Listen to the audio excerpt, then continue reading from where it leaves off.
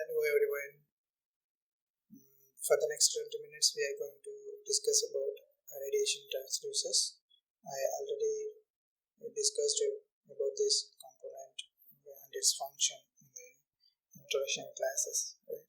So this is the instrument. It can convert the one form of energy into the another form. So radiation transducers, so it convert the radiation into current or electrical signal. So by this way, we can get the signal readout from the readout devices, right? The ideal transducer would have a highly sensitive the properties of the ideal one and a high signal to noise ratio, which means the reduced noise and the high signal one. We can get the exact result without any disturbance of surrounding or electrical purpose, and the constant response over the considerable range of wavelengths.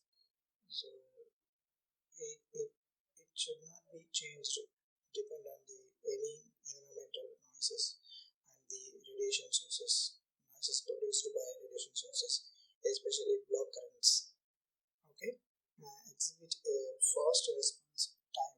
So it can produce a quick response when it gets the photons from the sample, and no output signal is the absence of illumination, right? When the photon stops, the result also stops. That means quick response and sensitivity is more needed. Are the good properties of good ideal transducers, radiation transducers.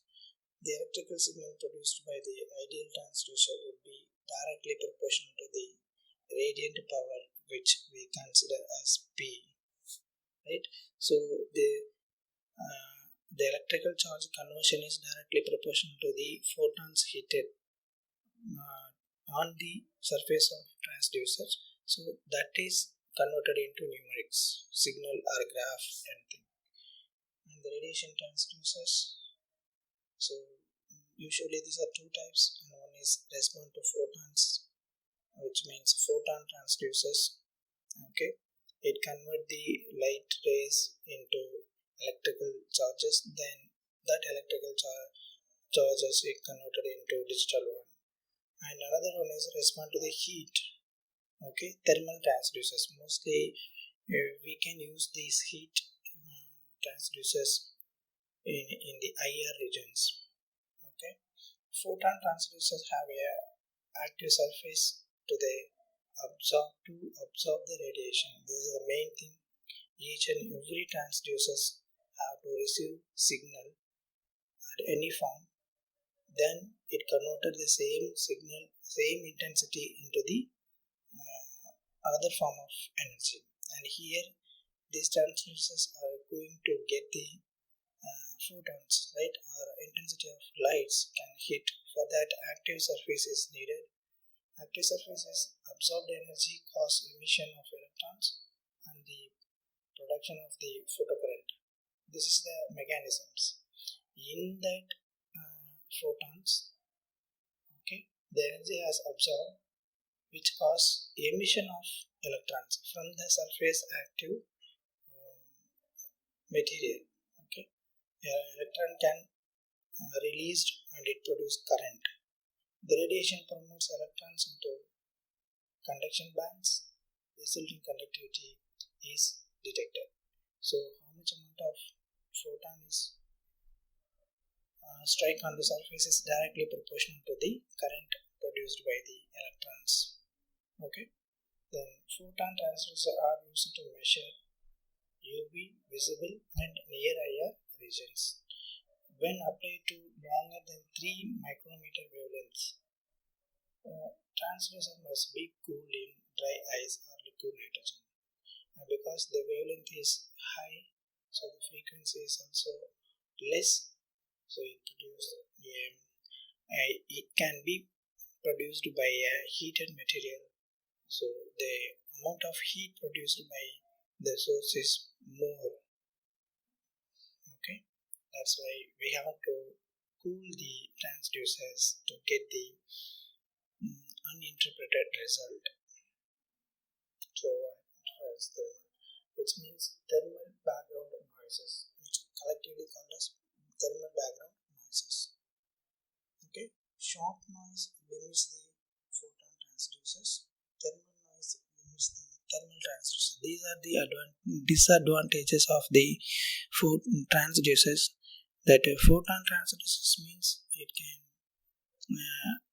disturbed by the short noises. Okay, and the type of noise which is produced by the current. Okay, and the thermal transducers are affected by the black current actually. Okay, then the photon transducers types, one is photovoltaic cells. You should remember this classification to make big questions or answer that clearly.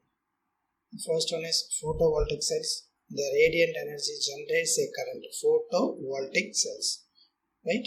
So photo means radiation energy and voltaic means current energy. The radiant energy generates a current at the interference of the semiconductor layer and a metal layer which is present in so that is called as photovoltaic cells. Photon is converted into current, and the phototubes, same thing, it just differs from the photovoltaic cells. Radiation causes emission of the electron from the photosensitive solid surface. Okay, and on the previous one, photovoltaic cells also happened the same. The radiation energy generates a current. Here, radiation causes emission of electron. So, generate the current means flow of electrons, right? Here also, the electrons are moving, emission of electrons from the photosensitive solid surface. Okay. The only difference is current at the interface of the semiconductor layer is there in the photovoltaic cell, and here only active surfaces are available. And the photomultiplier tube, the name itself clearly indicates that phototubes with multiple layers or multiple cathodes or anodes like that. So here contain a photoemissive surface with several additional surfaces to emit electrons. In the phototubes, it has only one surface, active surface to collect the radiation, and it can emit the electrons, right? Likewise, the photomultiplier tubes can be arrayed. There are so many photomultiplier. There are so many surfaces are designed to multiply the electrons which are obtained from the photons, right? So the photomultiplier tube is one of the important one. Both are important, phototubes and photomultiplier tubes. You can explain for the big questions. You can take it as an example to explain the mechanism of phototransducers. These phototubes are photomultiplier tubes.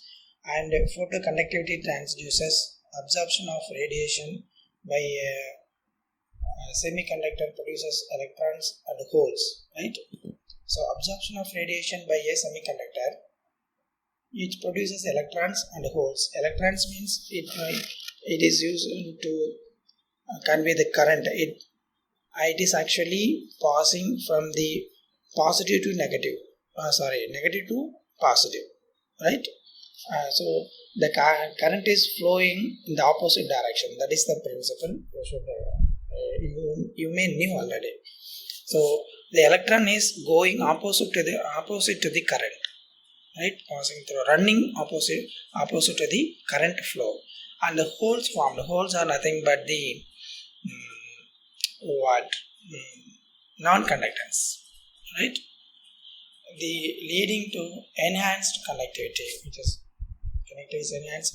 Then silicon photodiodes. Here diodes are used to conduct the current within the reverse biased on PN junction.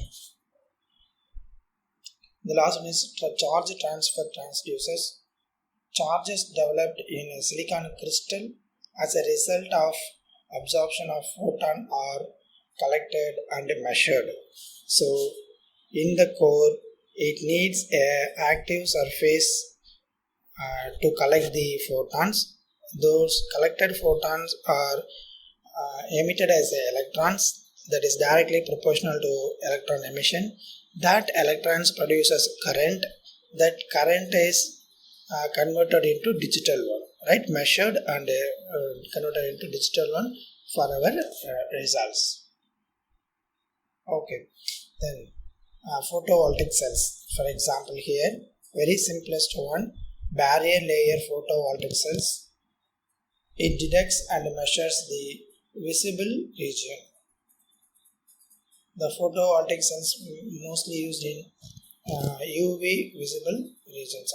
Maximum sensitivity is 550, so 200 to 400 it falls in the visible regions. We can use this for visible 200 to 400 mid-range.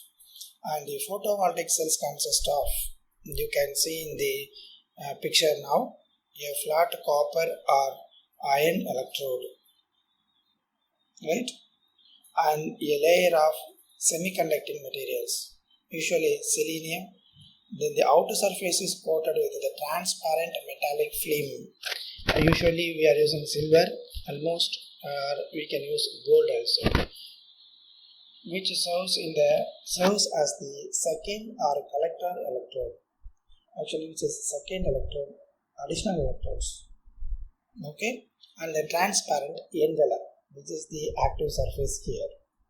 And when radiation reaches the semiconductor, what happens? This is the mechanism. I forget to put in that. The mechanism of photovoltaic cells is, when the radiation reaches to the semiconductor, what happens? So that electrons and holes are formed. Electrons migrate towards the metallic film and the holes towards the semiconductor. You should understand that these are flowing in the other directions, and liberated electrons migrate through the external circuit to interact with these holes. Okay, the magnitude of electrical current produces is proportional to the number of photons that strike the semiconductor surface. Now you can come to the structure. You can see there is a iron and there is a selenium, and which is here semiconducting material, right? Copper or iron is an electrode, and here selenium is a semiconductor, and the glass plate, which is highly transparent surfaces. Thin layer of silver is also there, and plastic case. So entire thing is enveloped, and here which is connected to anode and cathode. So when the photons strike to the glass plates, so it produces electrons and holes. The holes, what happens here in the mechanism, electrons migrate towards the metallic film and the holes towards the semiconductor. See, electron migrates towards the metallic film, okay, and the holes towards the conductors, semiconductor, right? Okay, so current is flowed, that current is measured, which can be used for advantages are very rigid, strong, low cost, no external source of electrical energy is required, and the disadvantage is its output is less convenient, lack of sensitivity at low levels of photons. Actually, sometimes it may not sense that number of photons, very few number of photons. Current output decreases gradually during continuous illumination, so we cannot use it for a long experiment or a number of experiments with time course, right? So it must be cooled. We can use it for a single or double experiments depending on the transducer's capacity. So you should not expose to the continuous illumination. If you expose the continuous illuminations, the sensitivity level is decreased, so we cannot get the results. Okay, then vacuum phototips, a semi-cylindrical cathode and a wire anode, that's all, right? So this is also very interesting. A semi-cylindrical cathode which has the surface and a wire anode opposite to that, sealed inside a executed transparent envelope, right, or evacuated transparent envelope. So concave surfaces of the electrode supposed to emit the electrons when it is irradiated. When the radiation strikes the surface of the semi-cylindrical cathode, the electron gets emits. That is directly proportional to the radiation strike the surface, right? When a voltage is applied to the emitted electrons, flow to the wire anode generates photocurrent. Number of electrons ejected is directly proportional to the beam that strike the surface. We already knew that. Phototubes are operated at voltage of about 90 volts which is well within saturation region, which means at this particular voltage it can work efficiently. And photoemissive surfaces types, so highly sensitive, which means it can sense the very low amount of electrons. So cathodes are bialkali types such as potassium, cesium and antimony are used for the high sensitive photoemissive surfaces. Then red sensitive, which are multi-alkali types, so sodium, potassium, cesium, tin or silver. What is that? O means I don't know exactly. I will check and tell you that cesium again. So these are the red sensitive photoemissive surfaces, and UV sensitives are equipped with UV transparent windows, nothing but glasses, and flat responses are used sometimes, which means, so what is it? So flat responses means which can response in the bunch of photons within the limits. Okay, phototubes frequently produce a small dark current that results from thermally induced electrons, right? And emission and naturally radioactive from 40 degree Kelvin in the glass housing of tube. So vacuum phototubes generally produce the black current even when you switch off, right? So this is also a problem in that. Okay, you can see that, you can explain how it is. Okay, see, cation goes to cathode, anion goes to anode, right? Don't forget. And wire anode is there. Electrons produced when the light rays strike on this surface, in the back surface, right, surface of the cathode. What happens? Electrons are repelled from the cathodes and it directly goes towards the anode, which is made up of wire anode. That the surface is concave, right, because it can accommodate more amount of photons and it can concentrate it in a single point. That's why the surface is concave. So when it strikes, the electrons are released. That electrons reaches to the anode. So current is flowed. The current is measured. Okay, the measured current is directly proportional to the photons strike on the surfaces. So photomultiplier tube, this is one of the easiest and easily you can explain in your answer scripts.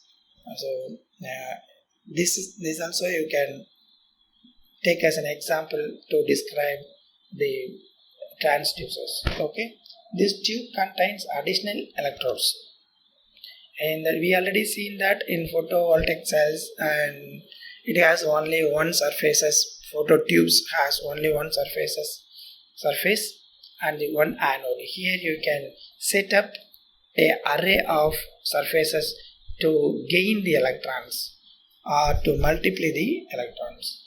Okay, those are called as additional electrodes are called as dinodes.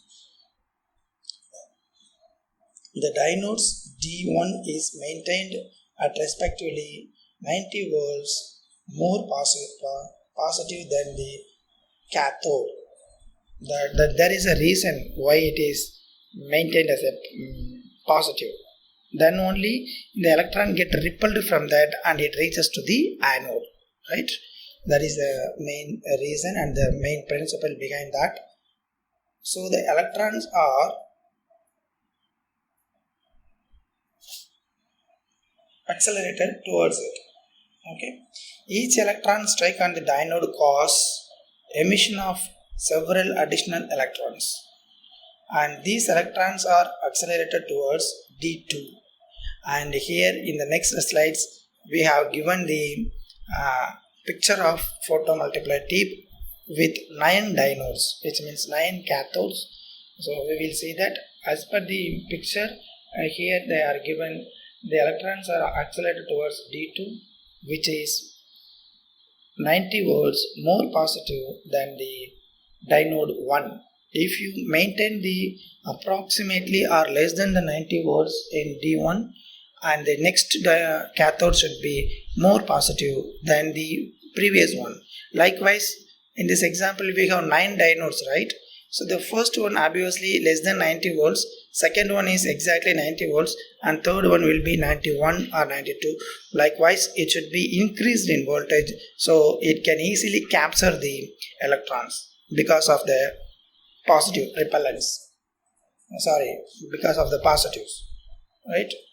So process has been repeated up to number of dinodes present in the setup, which means in photomultiplier tube. Electrons are collected at anode. I told you anion goes to anode. Anion means negative and it goes to the anode. So the cathodes reflects that electrons to the anode collectively, and that current is converted into voltage and measured. This is the photomultiplier tube mechanism. And properties of the ideal photomultiplier tubes PMT are extremely fast response times, and the sensitivity is limited by the dark current due to thermal emission. This thermal emission is a common problem in the transducers, because even when we switch it off, during that time also the current can pass through. That is called as block current, right? So performance of the photomultiplier tube can be enhanced by cooling to 230 degrees Celsius.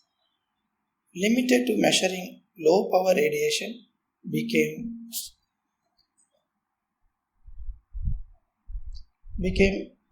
intense light cause irreversible damage to the photoelectric surfaces. Kindly take the notes. It has a main disadvantage, the low power radiation, right? It cannot measure the low power radiation because intense light cause irreversible damage. Sorry for the mistake. Actually, it can very much useful to measure the low power radiations. When we give the high power, what happens? It causes the irreversible damage to the photoelectric surface, right? Because This is photo multiplier tubes. It is going to multiply the electrons which is getting from the initial cathodes, right? Say D1 diodes.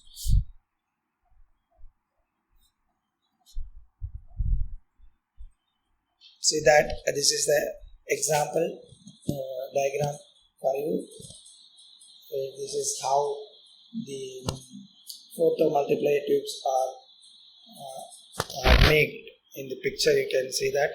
In the blue color round is the setup. We will see in the next picture.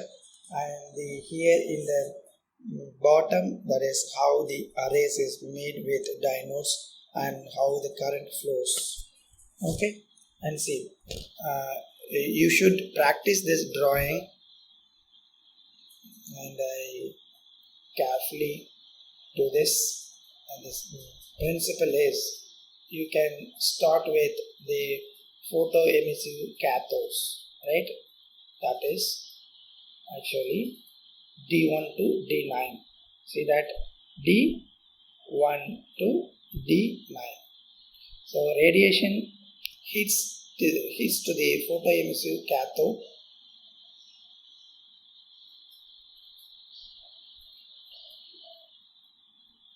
Okay.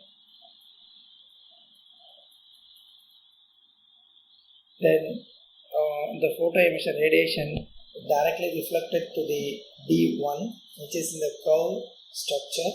That curve structure again reflected into D2, and which is reflected to the D3, and again D4, D5, D6, D7, D8 and D9.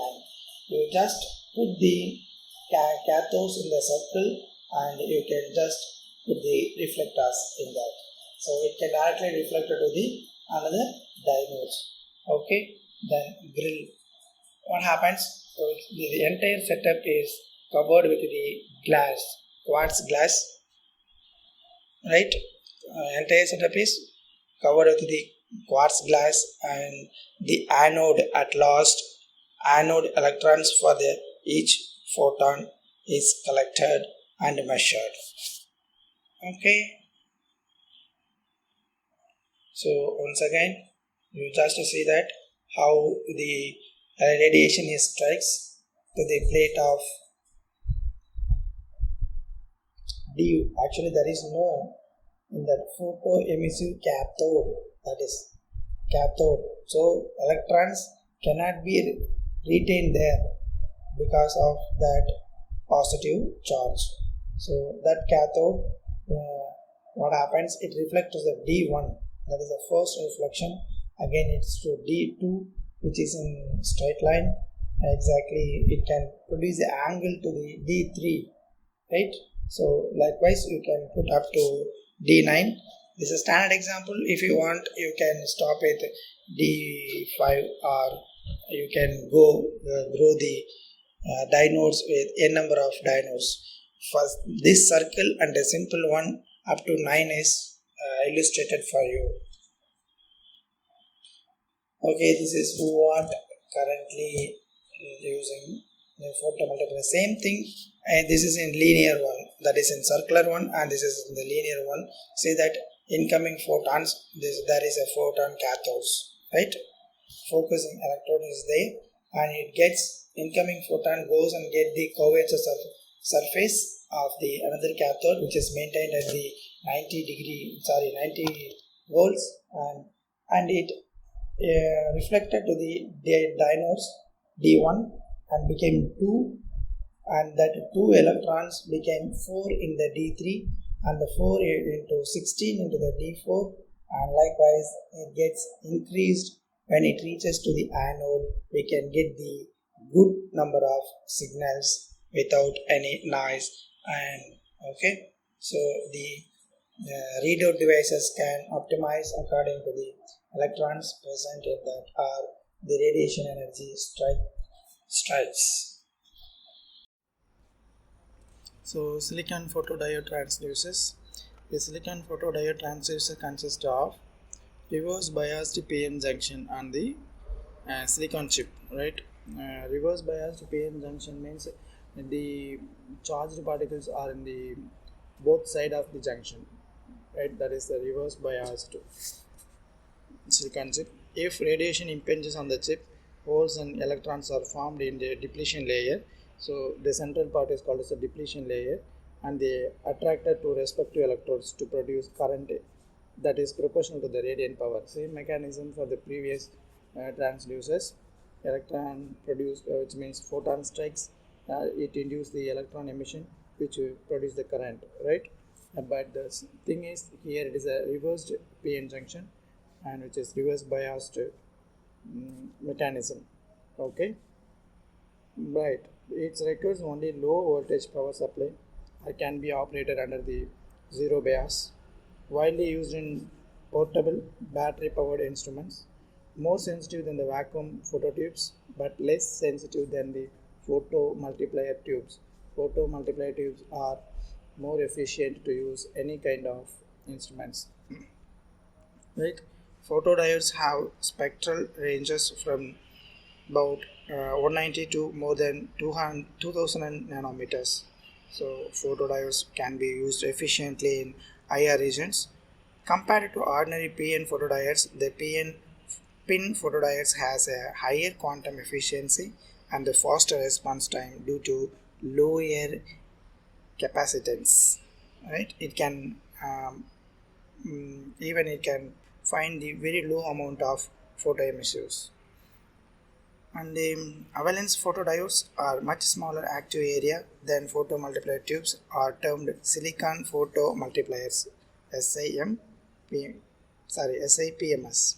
Many of the current application of silicon photomultipliers are in medical imaging devices. Usually PET, this is the older version. Now we are using the CT scan, right? That is photo emission computer tomography, which is CT scan. Mm, and this is all about the silicon diodes formation of the depletion layer. In the figure here you can see that in the central, this center is PN junction, and the P region and N region positive or negative regions, and in between that you can find the depletion layer with the metal contact overlaid. Okay, then hole is formed, which is migration of positive, and in the left hand side electron, which is the which running opposite direction to the current, right? So depletion layers, uh, and here in the A, which is the array of reverse biased linear diode array detectors, cross sectional, this is the cross sectional. You can see that HV means photons, it can pass through silicon oxide window, right? P-type silicons and depletion layers in the next. So likewise, N-type silicons are used in the bottom. So this is the top view of that array. PN alternatively arranged within the 0.5 to 2.5 mm distance, which means the width, right? Okay. Then multi-channel photon transducers. Photographic plate or film strip was placed along the focal plane of the spectrometer. So photographic detection is relatively sensitive with some emulsion that respond to the few as 10 to 100 photons. So this type of transducers also sensitive to the even 10 uh, the minimum number of photons, 10 photons, right? Multi-channel transducers is generally placed in the focal plane of the spectrograph. So the various elements of the dispersed spectrum can be transduced and measured simultaneously. Three types of multi-channel devices are mostly found and used in industries. The first thing is about photodiode arrays. Photosensitive elements are arranged linearly on the transducer face. Okay. Apart from this, charge injection devices, charge coupled devices are used. In that, charge transfer devices are used. And mostly, the question may arise: explain about CTDs. Those are the charge coupled devices in the part of charge transfer devices. So you can write this. Photodiode arrays, the same thing. Small silicon photodiodes consist of reverse biased PN junction, consists of diffused p-type bar. There is no diffusion in the previous one, and here it is diffused p-type bar and n-type silicon substituted to the surface region where the photons can strike. The positive charges are collected and stored in the p-type bars, and subsequent integration takes place. Radiation that impinges on the depletion layer, which means in the junction, in either the p or the negative regions, form charges, right? So alternatively, it forms electrons and holes because of positive and negatives that creates the current that particularly discharge the capacitor in the circuit. Photodiodes arrays are capable of extremely rapid responses times, maybe within nanoseconds you can get the results. Detection of low light levels also possible. Charge transfer devices, this is the one sometimes the question may come for the examinations apart from the photomultiplier tube and photovoltaic cells. Okay, then and here electrodes are present in the two different voltages, -5 and -10 voltages. Silicon dioxide insulator is there, and n doped silicon is there in the bottom. So the charges can be transferred from HV, that is photon strike, then electron releases, which is denoted as minus. So holes formed, so positives are goes to the insulated side. Okay, this is a cross section of CTD in the charge integration mode. The positive hole produced by the photon is collected under the negative electrodes. So positive produced is directly proportional to the strike of that radiation. Photoconductivity transducers. This application of photoconductor is important in higher infrared Fourier transform FTIR instrumentation. Actually, crystalline semiconductors are formed from the sulfides, selenides, and stibninides of such metals as lead, cadmium, gallium, and indium are mostly in crystalline form used as a semiconductor, and the absorption of radiation by these material promotes some of their bound electrons. See, absorption of radiation by these materials, those crystal materials, promotes some of their bound electrons into an energy state in which they are free to conduct electricity. Okay, that is the mechanism. So radiation absorption happens, and it promotes their it makes free of electrons from the bounded one. Those free electrons are intended to conduct the electricity. That is the main principle. A thin layer of compound is deposited on a glass or quartz plates to form the cell. The entire setup, which is called a cell, the entire assembly is then sealed with an evacuated container to protect the semiconductor from reaction with the atmosphere, which means in a closed environment. The next topic is about thermal transducers. These transducers actually convert the heat into the electrical energy to give a signal.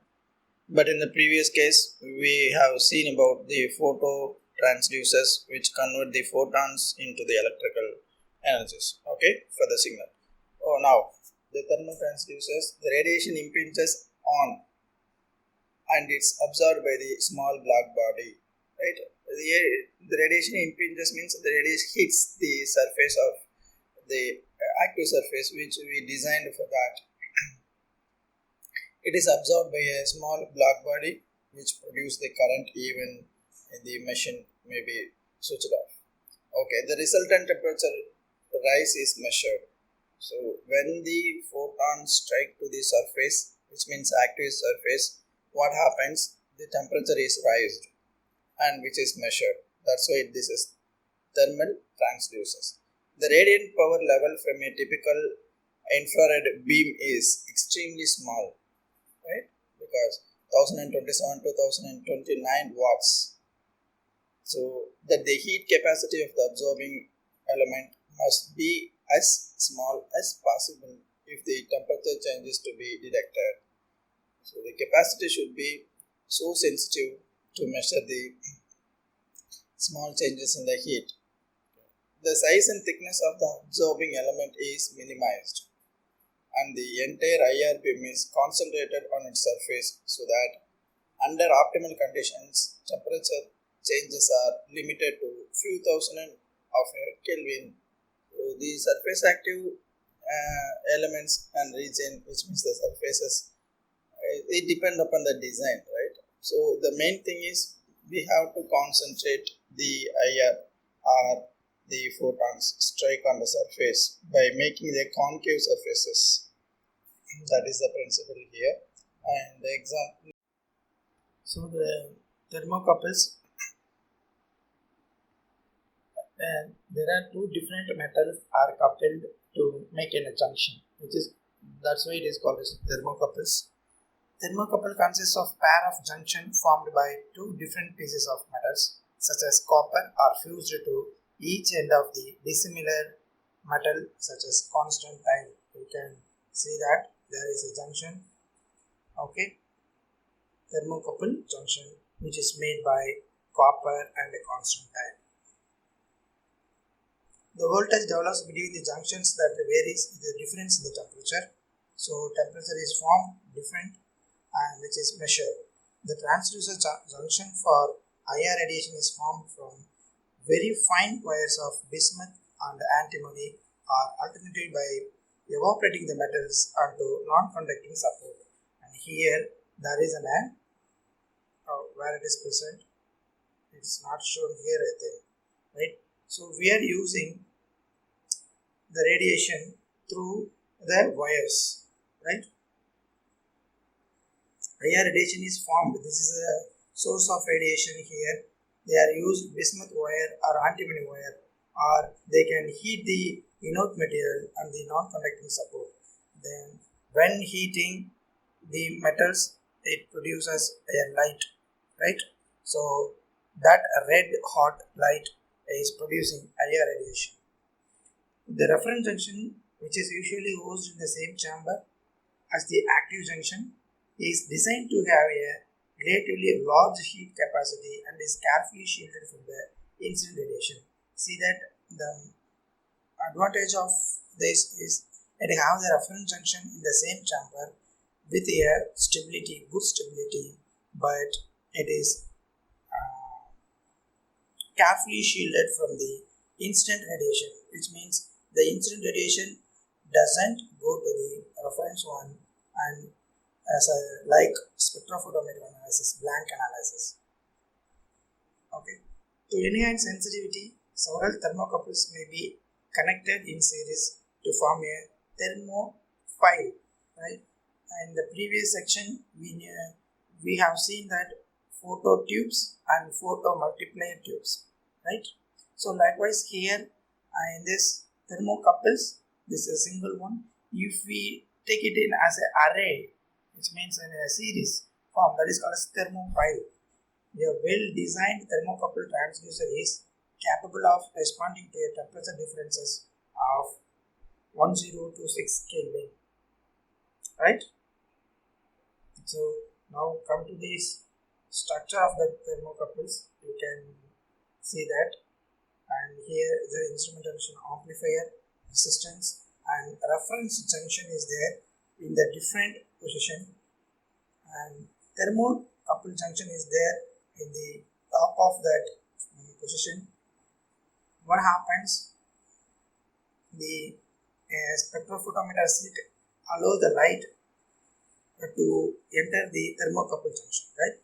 The first one is through the slit, and the light rays get to the mirror surface, that is a reflecting mirror.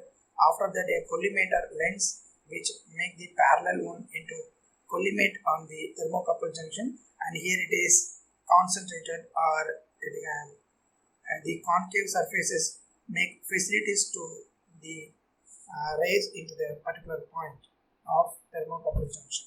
Okay, so heat is produced. That heat is measured through the other components, measured and given as a results.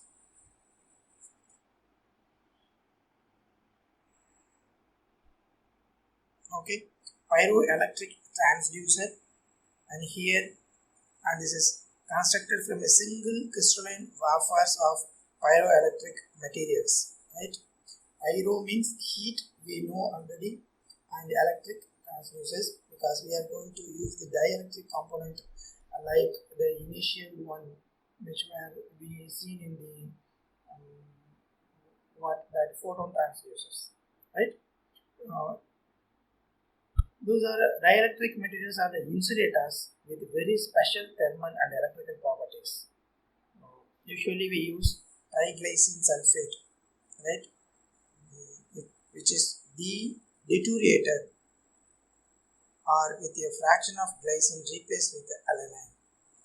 It is the most important pyroelectric material used in construction of IR transducer. So IR transducer, pyroelectric transducers are giving the better results. The mechanism is when electric field is applied across the dielectric material, what happens? Electric polarization takes place, whose magnitude is function of the dielectric constant of the material. So most dielectrics induces polarization rapidly and decays to zero when the external field is removed, which means here the external field is radiation. Pyroelectric crystals lose their residual polarization when they are heated to temperature called Curie point. Right? For example, triglycine sulfate, the Curie point is 47 degrees Celsius. So we have to heat below the 47 degrees Celsius to sustain that. Then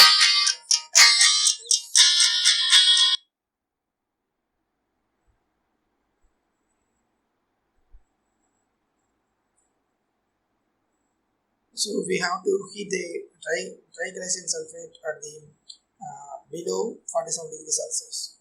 FTIR spectrophotometers use this type of transducer for analysis. Okay. Then signal processors and readouts. This is a separate topic in our syllabus, which means they are electronic devices that amplify the electrical signal from the transducer, and we can read it through the display. In addition, it may change the signal from DC to AC, that is purely electrical, and although the phase of the signal, and filter it to remove the unwanted components, which means noises, right? So if you get the signal as a exact line without any curvature or without any rough surfaces, means that is good. If you have the line is not defined to one, means that is called as noise. I will show you in the next PPT. Next topic also. In some cases, the signal processor may perform such mathematical operations on the signal as differentiation, integration, or conversion to a logarithmic. These principles are used in a signal noise ratio, which means to improvise the signal and to delete the noises, reduce the noises. So we are using that mostly. Readout devices such as digital meters, LCDs, and computer displays are common. And older instruments may have analog meters, analog recorders, or cathode ray tubes as readout devices. Actually, these older instruments components are now obsolete. Photon counting, and this is another readout devices because we are using photons in the spectrophotometry as a primary analytes. So the output from the photomultiplier tube consists of a pulse of electrons for which photons that reaches the detector surface. Right? This is a readout device. This analog signal is often filtered to remove undesirable fluctuations. With a low level of radiation, radiant power is proportional to the number of pulses per unit time rather than to an average current or voltage. This is we have seen in this photomultiplier tube also the same principle. That photon striking to the surface is directly proportional to the electron emission. Right? The same principle is here. This type of measurement is called photon counting, and this photon counting is also used for UV and visible region radiations. The detection method of choice in some techniques, which are fluorescence, chemiluminescence, and Raman spectroscopy techniques, are used in these photon counting methods.